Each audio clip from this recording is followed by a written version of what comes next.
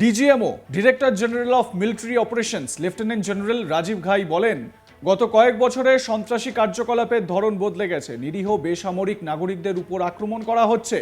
পেহেলগামে পাক জিহাদির পাপের ঘোড়া পূর্ণ হয়েছে। ভারত পাকিস্তানের মধ্যেকার পরিস্থিতি নিয়ে চর্চা অব্যাহত। ভারতীয় সেনা স্পষ্ট করে দিয়েছে তারা তৈরি আছে। পাকিস্তান আর কোনো বাড়াবাড়ি করলে কড়া জবাব দেওয়া হবে। তার মাঝেই ইঙ্গিতপূর্ণ জবাব দিয়েছেন লেফটেন্যান্ট জেনারেল রাজীব ঘাই। তিনি বলেন, গত কয়েক বছরে সন্ত্রাসী কার্যকলাপের ধরন বদলে গেছে। নিরীহ বেসামরিক নাগরিকদের উপর আক্রমণ করা হচ্ছে। পেহেলগামে পাক জিহাদির পাপের ঘোড়া পূর্ণ হয়েছে। আজকে প্রেস ব্রিফিংয়ে DGMO director general of military operations lieutenant general Rajiv Ghai কি বলেছেন শোনাবো আপনাদের। मैंने आपको कल बताया था कि पिछले कुछ सालों में आतंक की गतिविधियों का कैरेक्टर जो है उसमें कुछ बदलाव आ रहा था। अब हमारी मिलिट्री के साथ साथ मासूम सिविलियंस जो कि अपना बचाव करने में विफल थे, उन पर भी हमले हो रहे थे। 2024 में जम्मू सेक्टर में शिवखोरी मंदिर को जाते हुए यात्री और इस साल अप्रैल में पहलगाम में मासूम पर्यटक इस खतरनाक ट्रेंड के विशेष उदाहरण हैं। पहलगाम तक पाप का ये घड़ा भर चुका था। उसके बाद जो हुआ उसके बारे में हम कल विस्तार में बातचीत कर चुके हैं। मैंने आपको कल बताया था। লেফটেন্যান্ট জেনারেল রাজীব ঘাই আরও বলেন, আমাদের এয়ারফিল্ড ও লজিস্টিক্স টার্গেট করা অতটা সহজ নয়। আমি দেখলাম বিরাট কোহলি টেস্ট ক্রিকেট থেকে অবসর নিয়েছেন। সে আমার অন্যতম প্রিয় খেলোয়াড়। 1970-এর অ্যাশেজ সিরিজ অস্ট্রেলিয়া ও ইংল্যান্ডের মধ্যে ম্যাচ নিয়ে বেশ কিছু বিষয় উল্লেখ করে একটি প্রবাদ তিনি উল্লেখ করেন, যে প্রবাদটা ভীষণ রকমভাবে অস্ট্রেলিয়ায় প্রচলিত, এবং সেটাকে উল্লেখ করে তিনি এটা বোঝাতে চান যে একাধিক স্তর রয়েছে আমাদের। যদি ভালোভাবে লক্ষ্য করেন বুঝতে পারবেন আমি কি বোঝাতে চাইছি। তিনি বলেন যে এমনকি যদি কেউ সব স্তর অতিক্রম করেও আসে, তবুও এই গ্রিড সিস্টেমের কোনো না কোনো স্তর তার উপর আঘাত হানবেই। লেফটেন্যান্ট জেনারেল রাজীব ঘাই কি বলেছেন এই বিষয়ে শোনাবো আপনাদের। एयरफील्ड या लॉजिस्टिक इंस्टॉलेशंस को टारगेट कर पाए।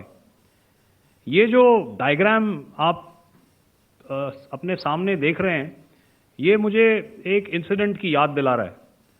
और मैं आपको इस उदाहरण के ज़रिए से एक ये एस्पेक्ट हाईलाइट करना चाहता हूँ।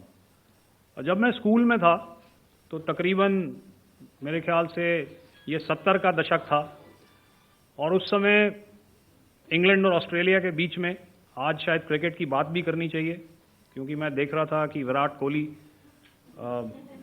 ने टेस्ट क्रिकेट से रिटायरमेंट ले ली। कई भारतीयों की तरह वो मेरे भी फेवरेट क्रिकेटर हैं। तो 70 के दशक में ऑस्ट्रेलिया और इंग्लैंड की फेमस एशेज सीरीज चल रही थी, और उस समय ऑस्ट्रेलिया के दो बहुत तेज गेंदबाज जो कि क्रिकेट हिस्ट्री में बड़ा उनका नाम है, जेफ थॉमसन और डेनिस लिली, उन्होंने अंग्रेजी बैट्समैन और उनकी बैटिंग लाइनअप को तहस नहस कर दिया था।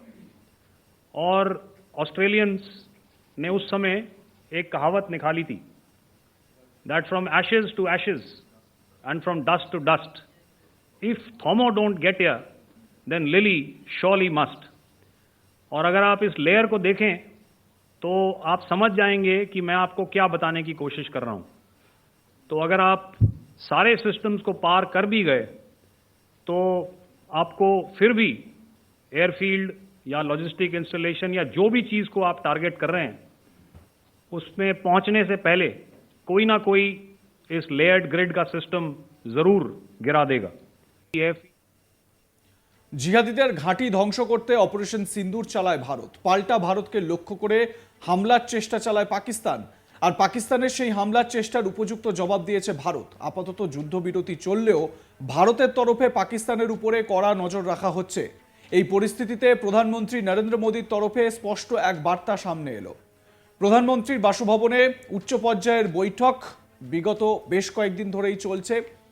প্রত্যেক দিনই দীর্ঘ বেশ কয়েক ঘন্টা ধরে বৈঠক চলে এই বৈঠকে উপস্থিত থাকেন বিদেশমন্ত্রী এস জয়শঙ্কর, প্রতিরক্ষামন্ত্রী রাজনাথ সিং, জাতীয় নিরাপত্তা উপদেষ্টা Ajit Doval, chief of defence staff Anil Chauhan, বায়ুসেনা প্রধান এপি সিং, নৌসেনা প্রধান দীনেশ কুমার ত্রিপাঠী, সেনাপ্রধান উপেন্দ্র দ্বিবেদী। সূত্রের খবর, সেই বৈঠকেই প্রধানমন্ত্রী নরেন্দ্র মোদী সাফ বার্তা দিয়েছেন, ওখান থেকে গুলি চললে এখান থেকে গোলা চলবে। উল্লেখ্য, এর আগে সূত্র মারফত জানা যায়, পাকিস্তান যদি উস্কানিমূলক কোনো কাজ করে তবে কঠোর প্রতিশোধ নেওয়া হবে। ভারত আরও জানিয়েছে যে ভবিষ্যতে যে কোনো জিহাদি কর্মকাণ্ডকে যুদ্ধ হিসেবে গণ্য করা হবে। আর এবার সরাসরি আরও বড় বার্তা দিয়ে দিলেন প্রধানমন্ত্রী নরেন্দ্র মোদী। জাতির উদ্দেশ্যে ভাষণে সোমবার 12ই মে রাত 8টায় জাতির উদ্দেশ্যে ভাষণে প্রধানমন্ত্রী নিজের বক্তব্যে বেশ কিছু গুরুত্বপূর্ণ কথা বলেন। তিনি বলেন, পাকিস্তানের সঙ্গে আলোচনা যদি হয় তাহলে পিওকে নিয়ে আলোচনা হবে, অর্থাৎ পাক অকুপায়েড কাশ্মীর নিয়ে আলোচনা হবে। এই পাক অকুপায়েড কাশ্মীরকে এবার ভারতের সঙ্গে যুক্ত হতে হবে, এই বিষয়টা নিয়ে চর্চা চলছিল দীর্ঘদিন ধরেই।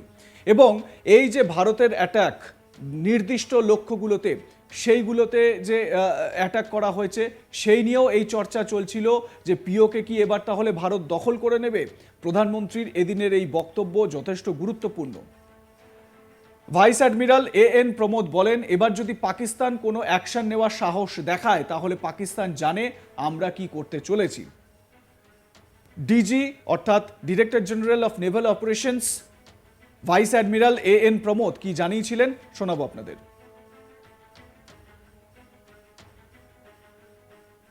Our forces remained forward deployed in the Northern Arabian Sea in a dissuasive and deterrent posture with full readiness and capacity to strike select targets at sea and on land, including Karachi at time of our choosing.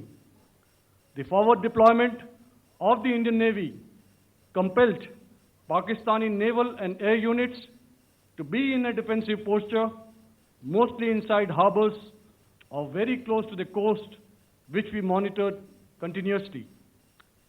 The Indian Navy maintained seamless maritime domain awareness throughout the duration and was entirely aware of the location and movement of Pakistani units. In effect, we had and continue to have good battle space transparency using our maritime domain awareness grid. As you are aware, our response has been measured, proportionate, non-escalatory, and responsible from day one.